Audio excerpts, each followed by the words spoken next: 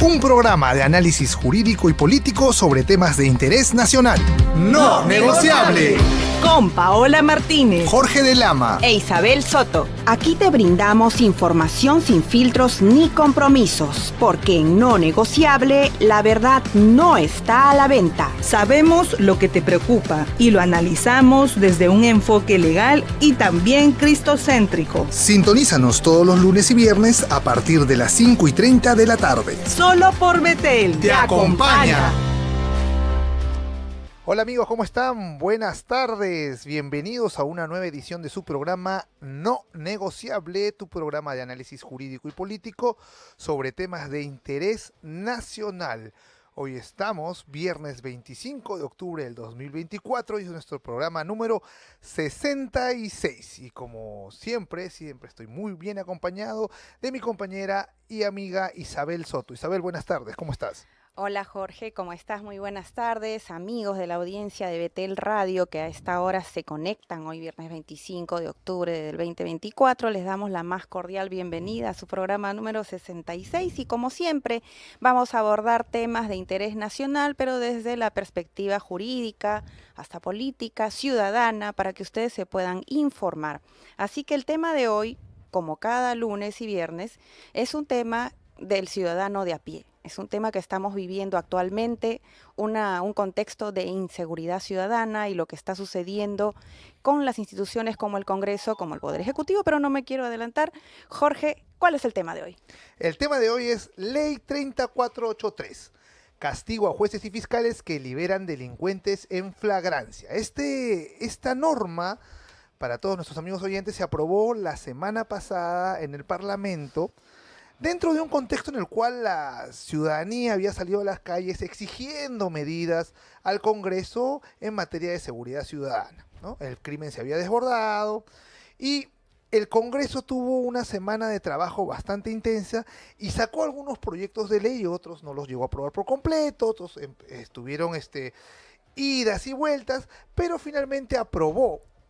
Ya es ley, la ley 3483, castigo a jueces y fiscales que liberan delincuentes en flagrancia. Y para este tema, para hablar de este tema, vamos a tener un invitado muy especial que lo voy a presentar en unos minutos, pero antes quiero que escuchemos una nota preparada por producción. Vamos. La nota en No Negociable.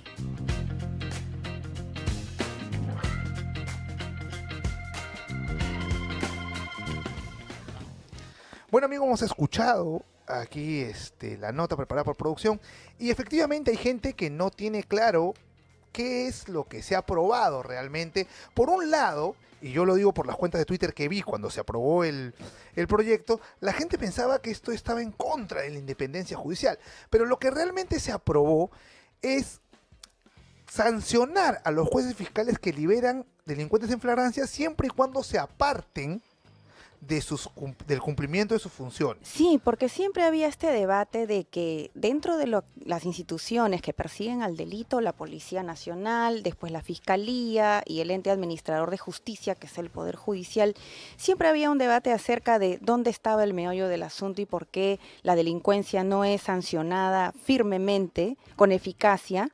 Y de parte de la policía se hablaba de que pues hacen todo el trabajo de capturar al delincuente, pero llega a la fiscalía, llega al Poder Judicial y es liberado. Entonces esa es la razón, digamos, principal de esta ley 3483, que precisamente vamos a tener un invitado muy especial hoy. Exactamente, el día de hoy estamos con el doctor Alberto Pacheco Mandujano. Él es abogado en ejercicio libre, profesor de Derecho Penal en la Maestría de Ciencias Penales de la Universidad San Martín de Porres y conferencista nacional e internacional. Él incluso participó en una mesa técnica que estuvo organizada por la bancada de Renovación Popular, justamente la semana en que se estuvieron debatiendo estos temas, ¿no? Y tuvo aportes muy interesantes en la cual yo personalmente participé unos momentos y en la cual incluso se gestaron algunas cosas que terminaron siendo aprobadas en el Congreso en la ley que modificaba, creo que la 32108, algo así.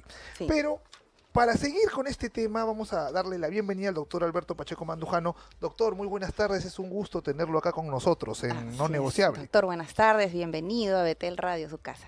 Isabel, Jorge, muy buenas tardes para todos los radioyentes que nos escuchan a esta hora de la tarde a través de Radio Betel. Encantado de estar con ustedes.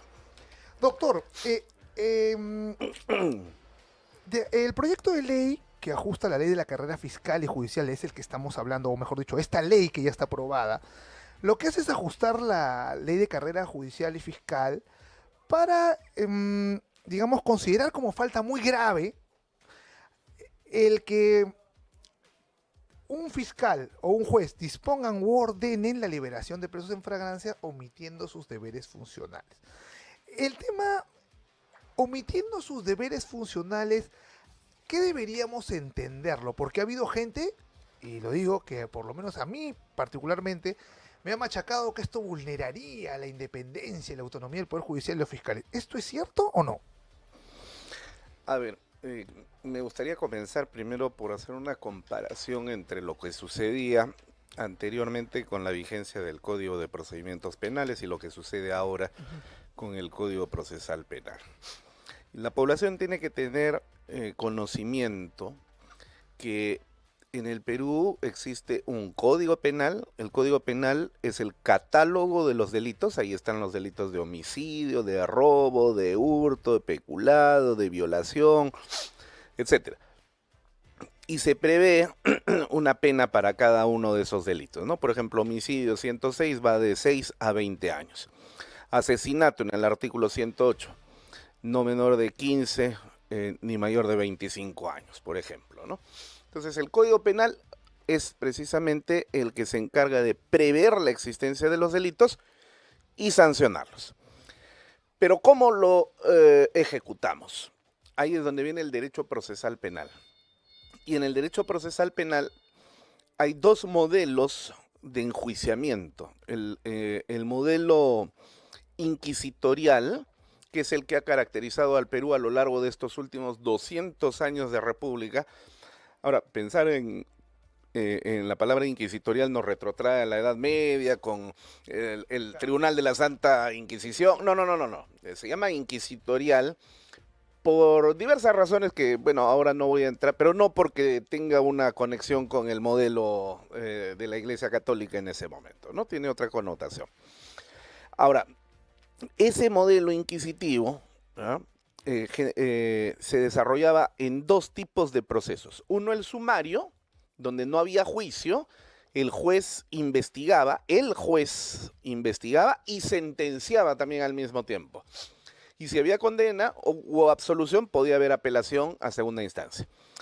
El otro juicio era el proceso ordinario, donde el juez investigaba y culminada la etapa de instrucción, se elevaba el expediente al tribunal correccional o sala penal, donde se llevaba a cabo el juicio oral, que tenía ciertas características de oralidad y adversarialidad.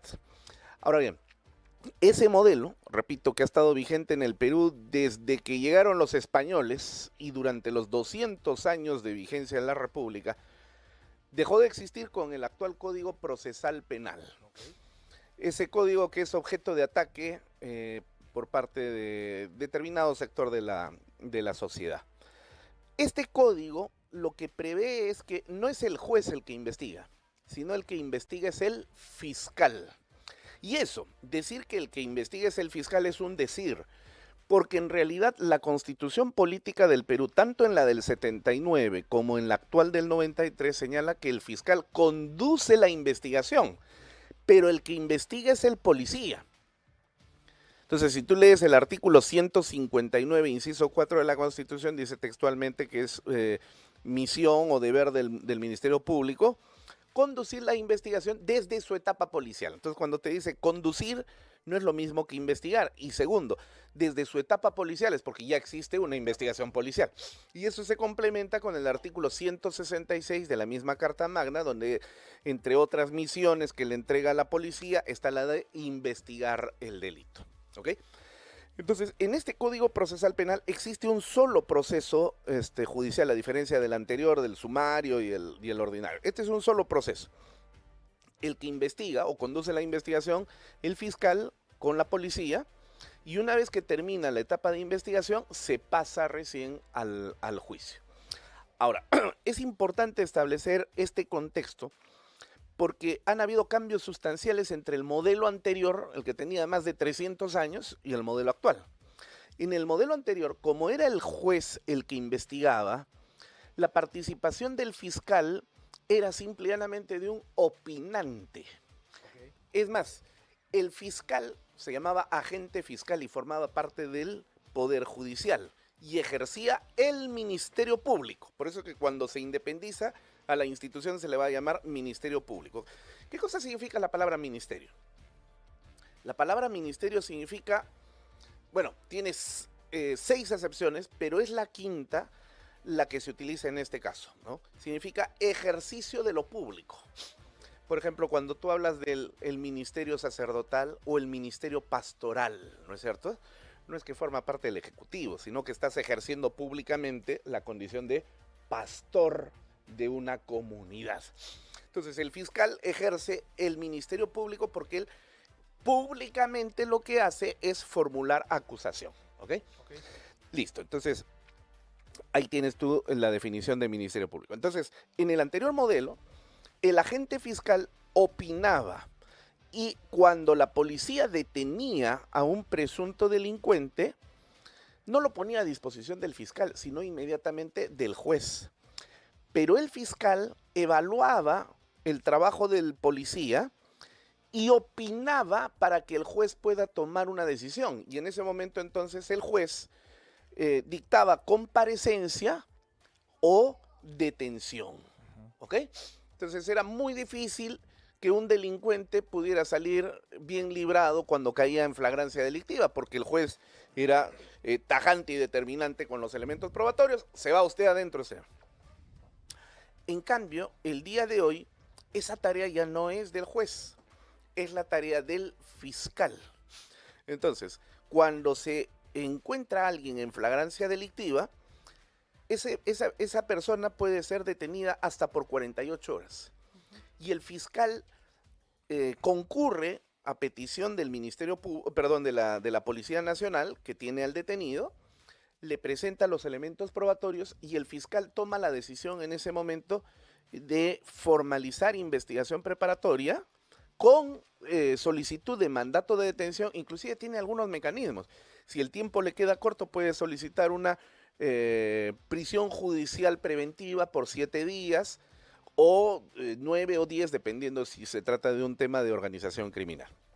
Entonces, o la otra alternativa es que esa flagrancia delictiva es de tan mínimo impacto social que no amerita una detención.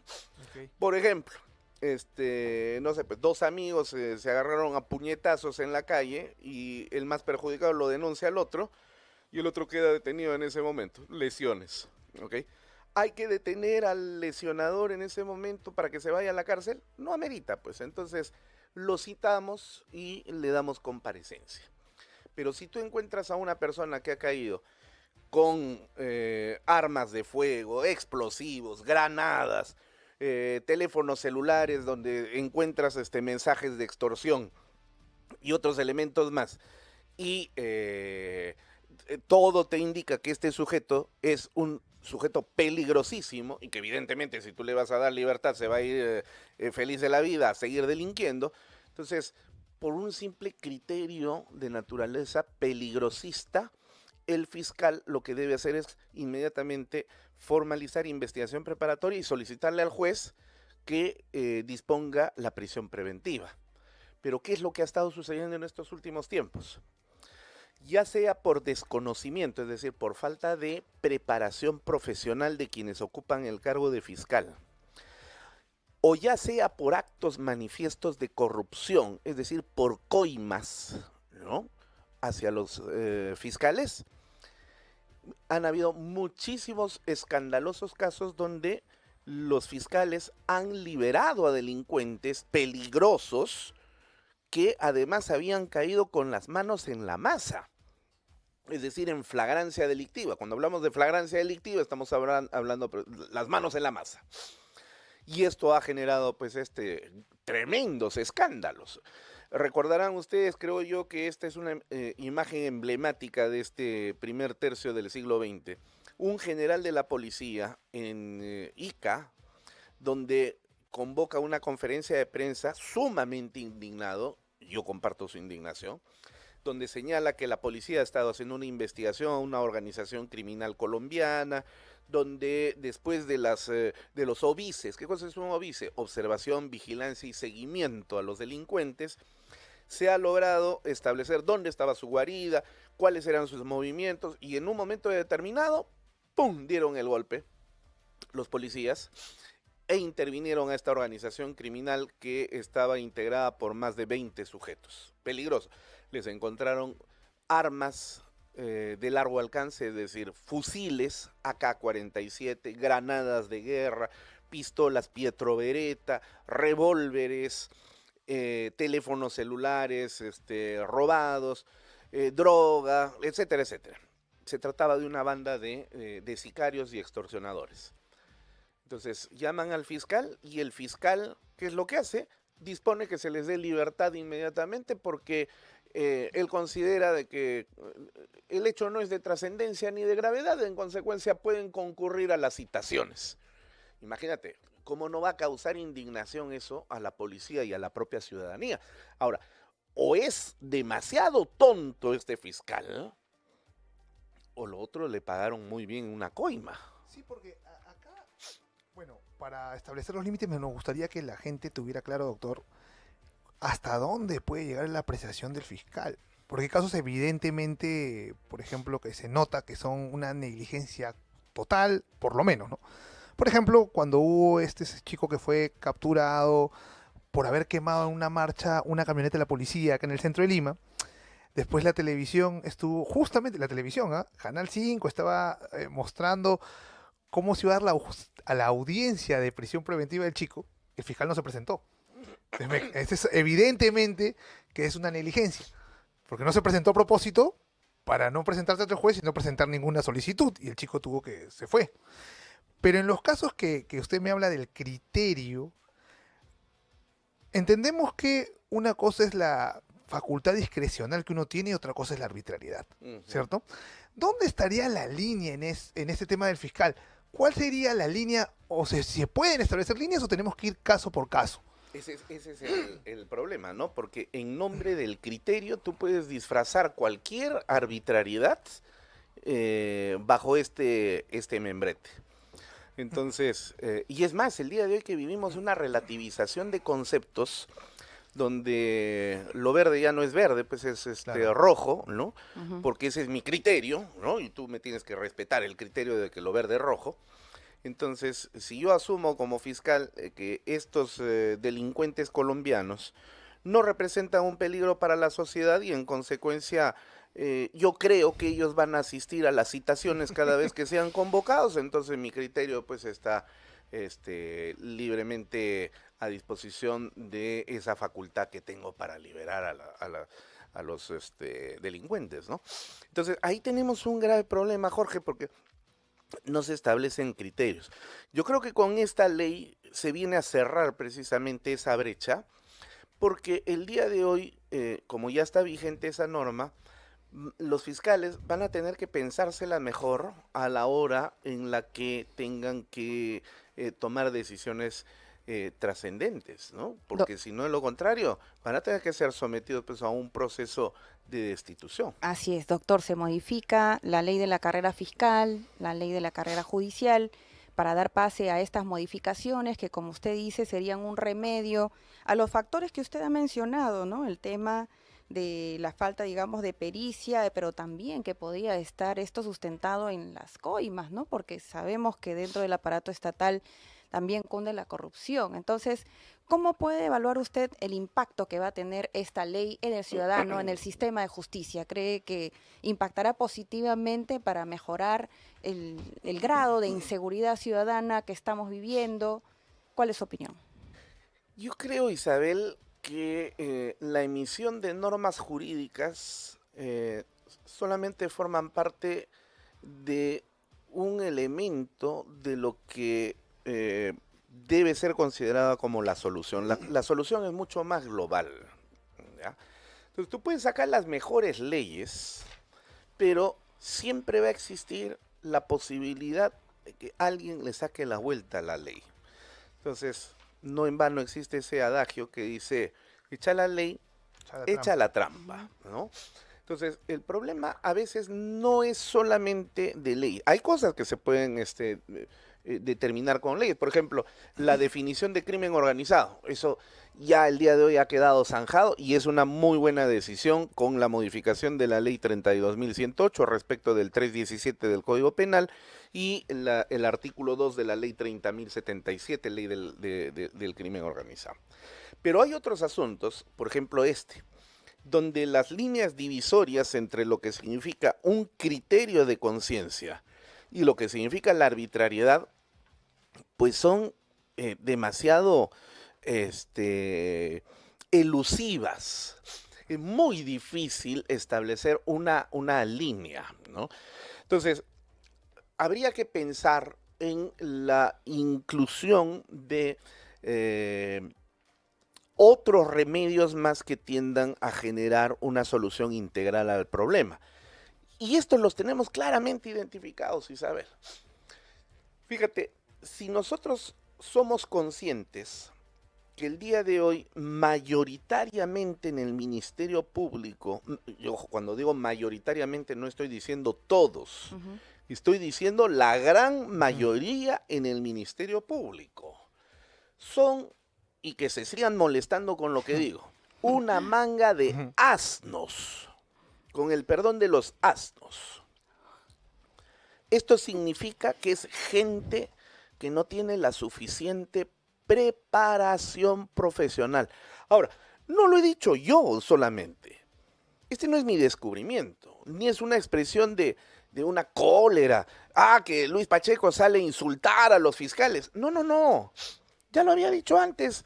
Un personaje a quien se le tiene mucho respeto y consideración, que es el doctor Luis Pázara, que no solamente es abogado, sino también es historiador e investigador social. El año 2005, por encargo del entonces ministro de Justicia, si no me falla la memoria, fue Baldo Cresaglia, ministro de Justicia de Alejandro Toledo, precisamente, hoy ya condenado, le pidió a Pázara que encabezara un grupo de investigadores especializados para poder encontrar las causas generadoras de la crisis del sistema de administración de justicia. Fíjate, estamos hablando de hace 19 años atrás. Claro, 2005 me dice usted. 2005. Ese informe, conocido con el nombre de Informe Pázara, yo les invito a todos a ingresar al Google, a San Google, porque Google lo sabe todo, y escriban ahí en Google, Informe Pázara sobre la crisis de administración de justicia. Y ahí está el libro entero con datos estadísticos, las investigaciones a nivel nacional, porque esta fue una mega investigación. ¿Y qué es lo que descubrió Pázara?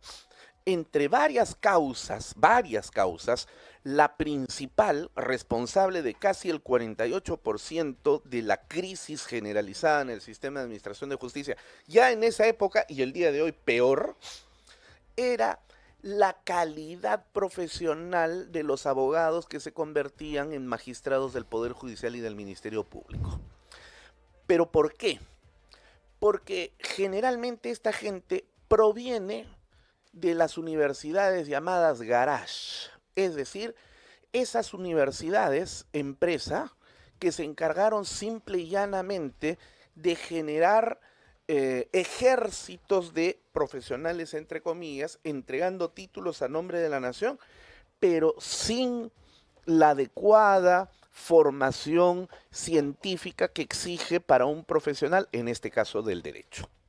Entonces, gente así como esta, que han salido en hordas enormes, cientos de miles, salen a la calle ya con su título profesional de abogados y lógicamente no saben litigar. Y como no saben litigar, entonces ¿eso qué les obliga? Porque no van a tener clientes. Entonces, ¿qué les obligaba a este tipo de abogados? Pues a establecer microredes de corrupción, hacerse amigo del secretario judicial, hacerse amigo del jefe de la mesa de partes, hacerse amigo del del notificador, y todo esto se arreglaba con borrachera, la francachela, la coima, el almuerzo. Entonces tú vas tejiendo una red, una telaraña de red, cosa que entonces ya tienes al amigo que te puede poner un sello con fecha diferente de ingreso, cosa por el estilo. Entonces vas generando la microcorrupción que, comparada con la macro, a veces ha sido mucho más perjudicial que la macrocorrupción. Pero ya no bastaba esto, porque todo corrupto y todo corrompedor sabe perfectamente que así como hay épocas de vacas gordas, hay épocas de vacas flacas. Entonces, ¿qué hacer? Porque uno tiene que parar la olla, ¿no es cierto?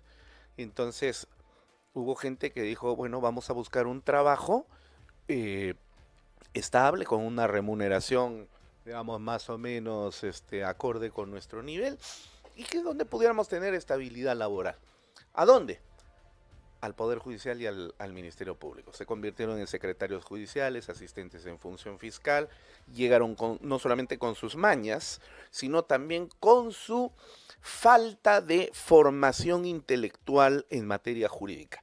Pero siguieron trabajando, la costumbre hizo que se vayan mecanizando, porque el trabajo en el Ministerio Público y en el Poder Judicial es básicamente repetitivo, todo es con plantillas, entonces no hay mucho que pensar. Claro, un trabajo de esa naturaleza pues ni siquiera te exige superarte, y entonces fueron pasando los años, y un día el secretario judicial es promovido a ser juez de paz, y otro día el asistente en función fiscal es promovido a ser fiscal adjunto, y entonces empiezan a ocupar cargos de niveles ya superiores. Y de repente, con la acumulación de los años, deciden postular al Consejo Nacional de la Magistratura, hoy Junta Nacional de Justicia, y agarran el titularato. Entonces, este ha sido el mecanismo, esta ha sido la vía por la cual Poder Judicial y Ministerio Público se ha llenado de gente absolutamente incompetente, profesionalmente hablando. Y además te lo digo yo, que no es que yo... está hablando el sabio, está hablando el que todo lo sabe. No. No, yo no pretendo transmitir una imagen de arrogante del que todo lo sabe. Pero hay cuestiones mínimas elementales en formación jurídica que todo buen abogado conoce y sabe.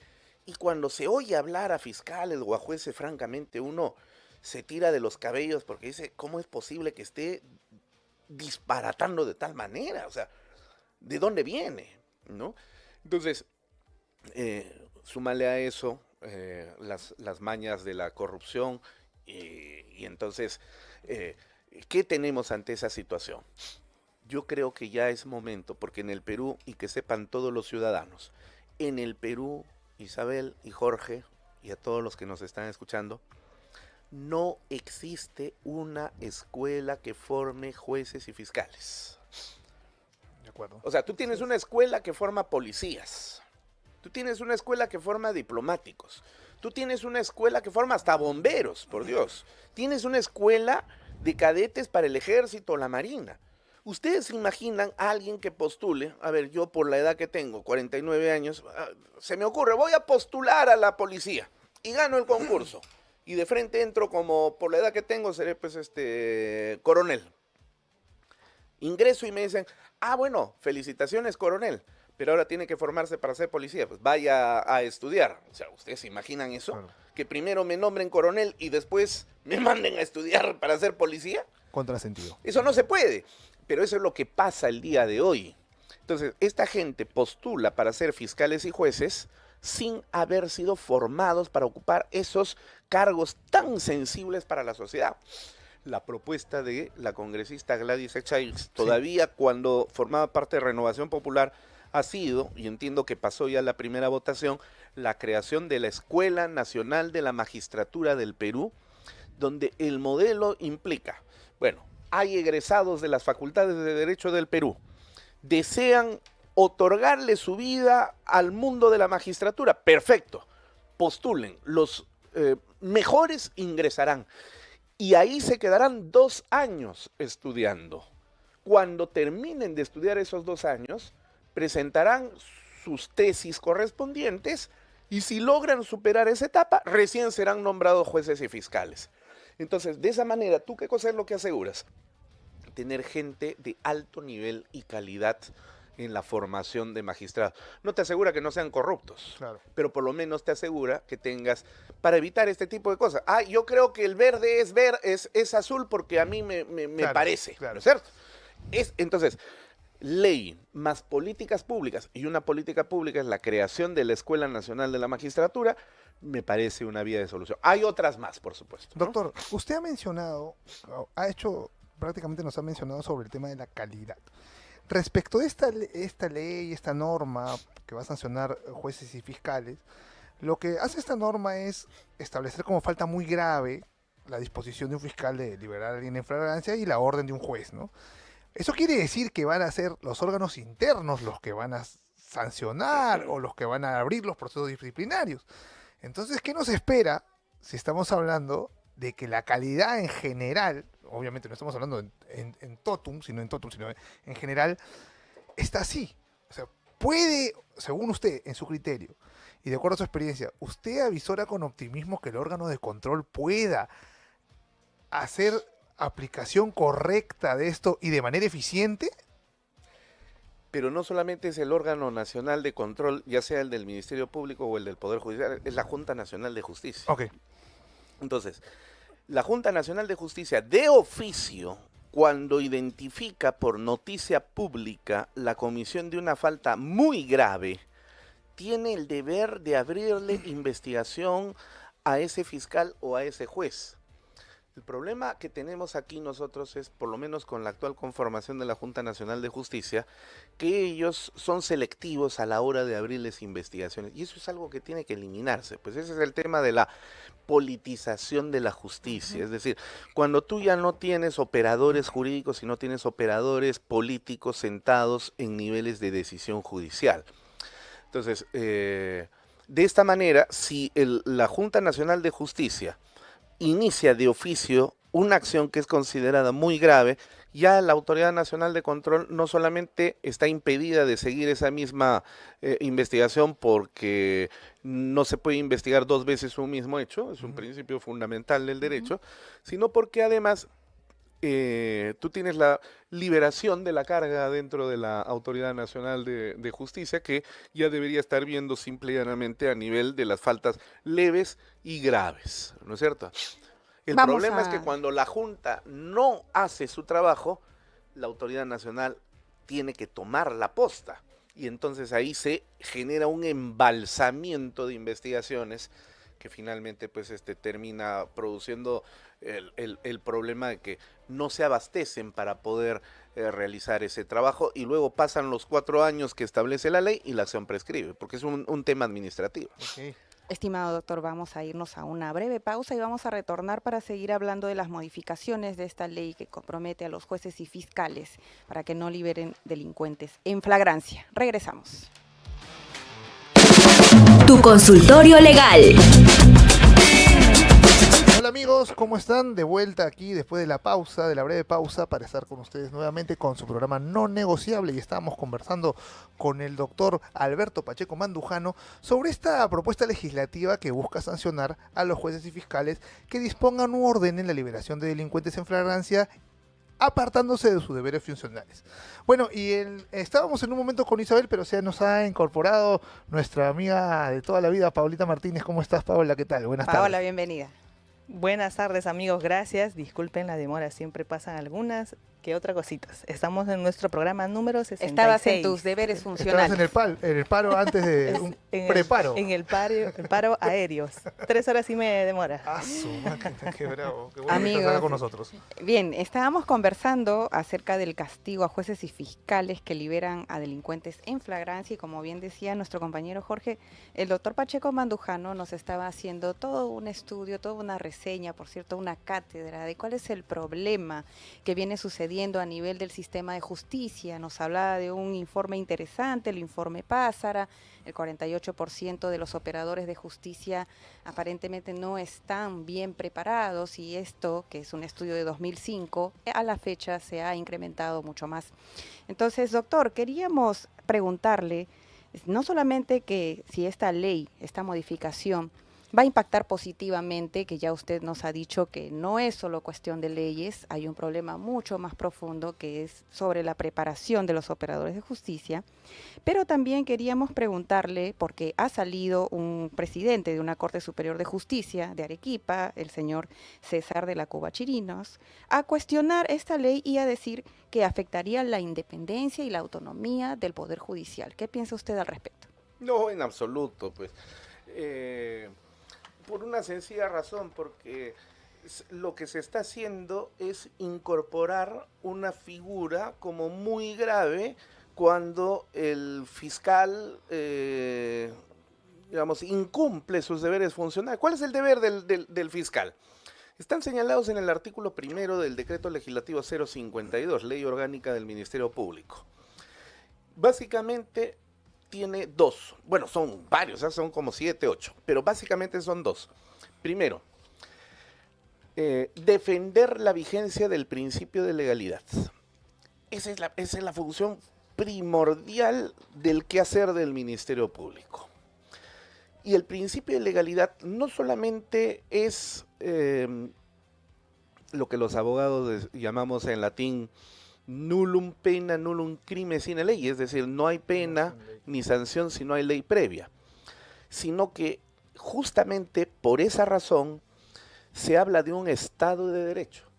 El Estado de Derecho es un Estado en el que rige la voluntad de la soberana del pueblo convertida en ley a través del Parlamento.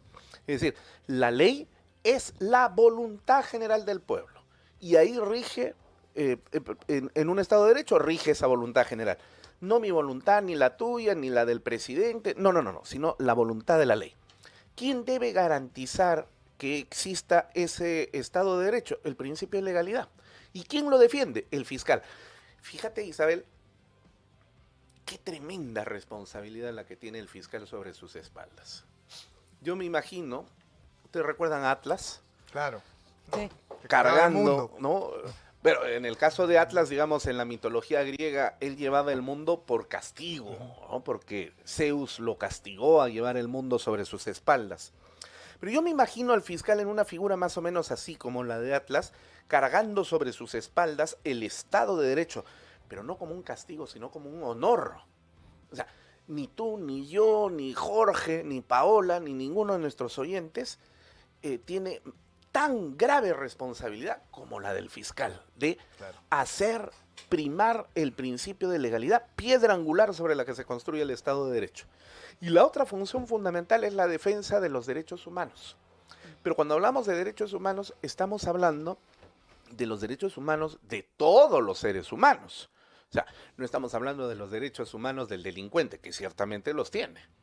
Pero fíjate, el problema que tenemos con el concepto de derechos humanos es que su conceptualización se ha ceñido a la idea de que solamente los tienen delincuentes y terroristas.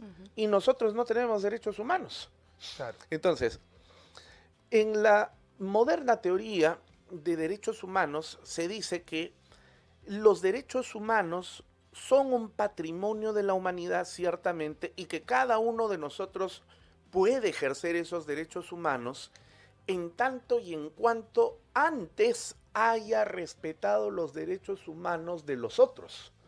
Porque si yo violo tus derechos humanos y luego tú reaccionas contra mí y lesionas a algunos y yo todavía reclamo derechos humanos para mí, entonces eso sería pues algo sumamente injusto, porque yo te agredí primero. Entonces, he reducido mi capacidad de poder ejercer los derechos humanos y por eso es que tengo que ser sometido a una sanción penal.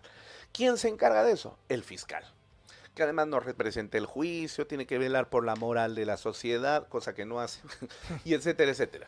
Entonces, si tú incluyes dentro de la ley una figura en la que el fiscal está liberando a delincuentes, o en su caso de la ley de la carrera judicial, el juez libera a delincuentes, no por una cuestión jurídica, sino por una manifiesta omisión funcional, por negligencia, por corrupción o por ignorancia deliberada, evidentemente que esa es una falta muy grave. Entonces, a ese funcionario, fiscal o juez, hay que sancionarlo. ¿Dónde está entonces la violación a la independencia judicial? Claro, porque la independencia no implica... Haz lo que te dé la gana. Exacto, no implica la facultad de apartarte de tus deberes funcionales. Porque la independencia es acotada. Como dice, en un Estado de Derecho la independencia es acotada. Es una independencia para cumplir una función específica, que son esos objetivos que ha dicho el doctor Pacheco Mandujano. Claro. Entonces, a mí sí, en esa parte, yo creo realmente que los que se han pronunciado en contra de esta iniciativa no han leído la norma, sino que de frente, y lo digo porque el que la ley entiende primero que el Congreso no es el que va a sancionar, sino que es parte de la ley de carrera judicial y la ley de carrera fiscal. No es que el Congreso se atribuye la facultad de sancionar jueces y fiscales. Y lo otro es que se modifica las faltas graves y se tipifica. Lo que sí quería preguntar, porque hubo mucha duda en el Congreso mismo, ya sacó una calentita, si es que señalar que una persona se aparta de los deberes funcionales es una indeterminación que vulneraría el principio de legalidad sancionatoria. Yo creo que no, ¿ah? Hay que explicar qué cosa es indeterminación jurídica. Te voy a poner un ejemplo. El artículo 15 del ya derogado reglamento de la Fiscalía Suprema de Control Interno señalaba que era causal hasta de destitución de un fiscal aquel que no ajustaba su comportamiento a uno que sea decoroso. ¿Ya? Ya, ahora sí. Listo. Entonces, aquí la pregunta es ¿qué cosa es comportamiento decoroso? ¿No es cierto? Entonces, algunas personas salieron a decir, oye, ya, bueno, ¿qué implica ser decoroso? Venir bien vestido, venir sin efectos del alcohol o sin efectos de la droga, respetar al usuario, ¿qué cosa es? O sea, claro. Porque podría ser un cajón desastre en el cual tú podrías encontrar cualquier cosa. Y claro, si yo tengo el poder de decidir, yo puedo decir, no, me parece que porque tus zapatos no están lustrados, entonces estás faltándole el decoro a la institución y por lo tanto te destituyo. Ya, claro. Ahí podríamos, ¿no? Entonces, hablar de una indeterminación jurídica. Pero hay conceptos que por su propia naturaleza semántica no tienen tal indeterminación.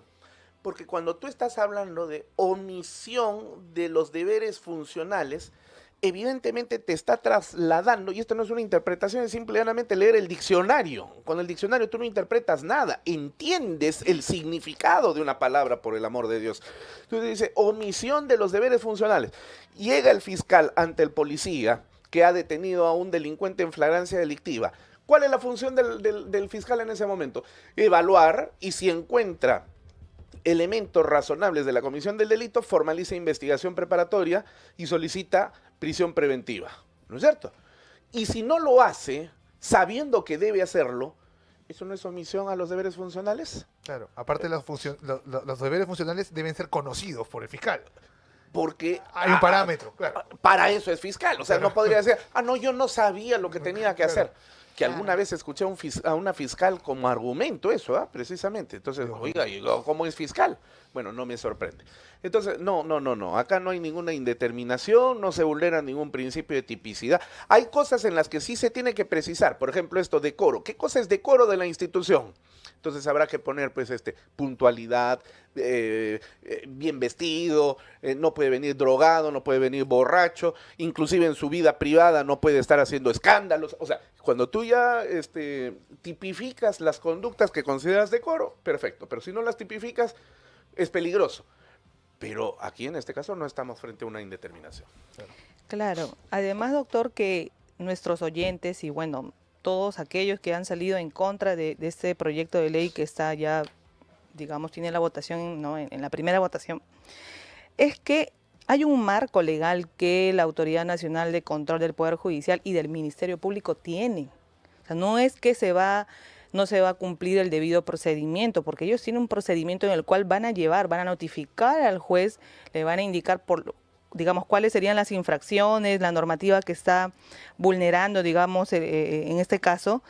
Y además que dentro de este procedimiento se va a valorar las pruebas que el juez al hacer su descargo, ¿no? Y el juez instructor, el juez de control debe valorar, porque por ejemplo, es cierto que en algunas cortes donde hay, por ejemplo, estas unidades de flagrancias, no tienen las áreas de pericia criminalística, que en algunos casos va a requerir que se realice alguna de ellas y el juez indicará, bueno, lo tuvieron en flagrancia, pero no se pudo hacer el examen de absorción o qué sé yo, entre otras cosas, y por lo tanto no había una prueba contundente y en ese sentido se liberó a la persona detenida. Pero todo esto se va a evaluar dentro del procedimiento en el cual se le notifique al juez. O sea, no es que libremente van a decir, o como Jorge señalaba, que el Congreso va a sancionar o tal una nueva entidad, no, sino que se está haciendo, como bien señalaba Jorge, modificaciones a la ley de carrera de fiscal y de los jueces, y esto a su vez se va a llevar dentro de un procedimiento interno,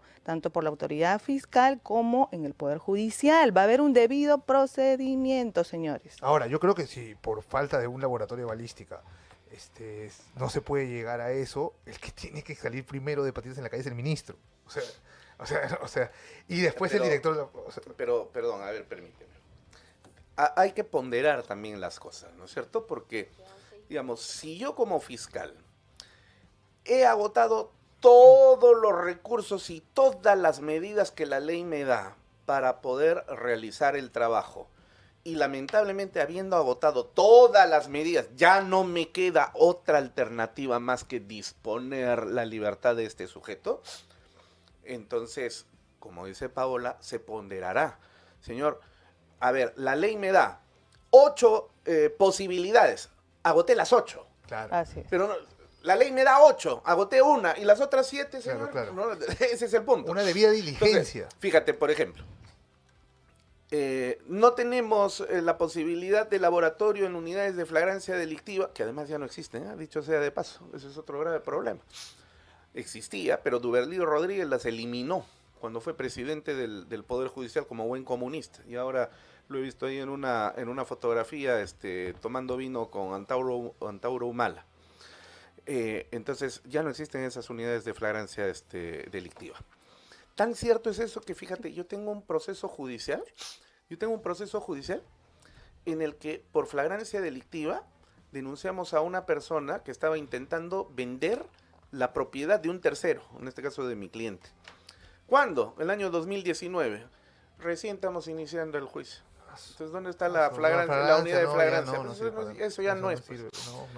Entonces, y todo esto porque, repito, Duberlí Rodríguez eliminó esta figura, porque él decía, son fábricas de carceleros. Bueno, había que hacer ajustes, ciertamente, pero eliminarlos como lo hizo, no. Ahora bien, tú como fiscal tienes la posibilidad de realizar tus actos de investigación en 48 horas, que es lo que te dice la Constitución Política del Perú.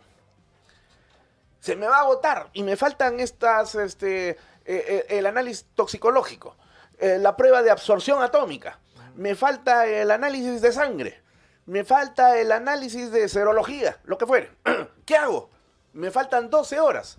Señor juez, solicito una detención judicial preventiva que se extiende hasta 7 días. O sea, fíjate, estoy agotando la otra vía. Claro. O sea, yo no puedo... me faltan 12 horas, ya bueno, ya, ¿qué haré? Ya, oye, ¿y por qué no activaste el otro? Claro. Ahí Llevaste tú lo ya- avanzado y que te falta lo Así es. otro. Exactamente. Ahora, algunos fiscales... a ver, permíteme hacer un paréntesis, Jorge. Yo soy un hijo del Ministerio Público. Así que cuando te estoy hablando, no te está hablando una persona que desconozca el Ministerio Público. Yo nací profesionalmente en el Ministerio Público. Empecé a trabajar en el Ministerio Público el año 1994, cuando yo todavía era estudiante de Derecho. Para ese entonces el Ministerio Público tenía 13 años de existencia. Y yo recuerdo clarísimamente que mi fiscal, mi maestro, que en paz descanse, se encuentra ya al lado del señor, era como la totalidad de los fiscales de aquel entonces, gente que tenía mística. Yo recuerdo que un día, en nuestra localidad, allá en mi departamento en Junín, en la ciudad de Tarma, donde se había abierto la primera Fiscalía Provincial Mixta, se alquilaba una tienda donde funcionaba la fiscalía. y lamentablemente se debían 3 meses de renta. Y ya parecíamos Don Ramón, no se podía, no había cuándo pagar. ¿Y eso por qué? Porque no había presupuesto del Ministerio Público. Entonces un día llegamos y nos habían metido candado, pues, ¿no? Lo cual es usurpación, ¿ah? Pero ¿qué íbamos a hacer? Qué complicado nosotros fiscales denunciar a nosotros mismos fiscales por usurpación porque no le hemos pagado la renta. ¡Qué vergüenza! ¿Qué hubiera hecho un fiscal en esas circunstancias? Ah, no hay trabajo, ¿qué voy a hacer? Me iré a mi casa, pues hasta que, total, yo no voy a pagar la renta, ¿no? ¿Sabes qué hizo mi maestro? Sacó una mesa de su casa, la puso en el centro del parque, sacó su máquina de escribir, una silla, otra para mí, y su letrerito arriba donde decía Fiscalía Provincial Mixta de Tarma. Y ahí nos pusimos a trabajar. Porque antes había mística, El día de hoy lo que tenemos son unos engreídos que dicen, ¿hay camioneta? No, entonces no voy, pues, porque yo no voy a pagar de mi gasolina, no voy a pagar mi taxi, no voy a pagar esto. Unos engreídos totales. Claro, como la defensa pública, ¿no? A esta hora de la tarde, hoy viernes, ¿no? Yo te aseguro que habrán fiscales que dirán, bueno, felizmente mañana es sábado, ¿no? Ya me voy a descansar, ya pagaron su celular, ya están en la francachela, todo, y ya no les interesa absolutamente nada. Hubo una época en la que sí se trabajaba. Entonces, ¿por qué te cuento esto? Porque lo que dice Paola es cierto. Hay problemas, no hay el kit de laboratorio inmediato, etcétera, etcétera. Eso es porque el Instituto de Medicina Legal, que pertenece al Ministerio Público, que está adscrito al Ministerio Público, no tiene personal funcional que se encargue de cubrir esos problemas. Pero el fiscal no podría poner pues como pretexto, ay, bueno, no tengo pues la posibilidad de hacer la evaluación.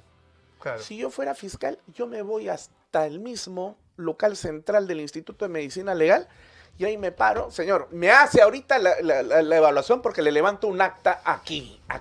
Sí, doctor, de verdad esperemos que se pueda recuperar esa mística. Así que entonces no me vengan con pretextos, pues entonces, sí, esta ley corrige una situación, no es vulneración a la independencia judicial ni fiscal, pero hay cosas que ya sinceramente ya no se pueden tolerar más. Y es una parte, simplemente, ¿no? Bueno, excelente, nos ha doctor. ganado el tiempo, doctor Alberto Pacheco Mandujano, ha sido un placer tenerlo aquí.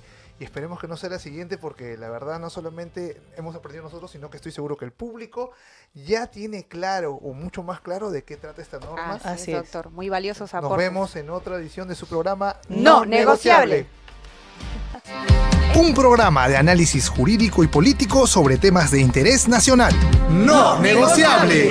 Con Paola Martínez, Jorge de Lama E Isabel Soto. Aquí te brindamos información sin filtros ni compromisos, porque en No Negociable la verdad no está a la venta. sabemos lo que te preocupa y lo analizamos desde un enfoque legal y también cristocéntrico. Sintonízanos todos los lunes y viernes a partir de las 5:30 de la tarde. Solo por Betel. Te acompaña.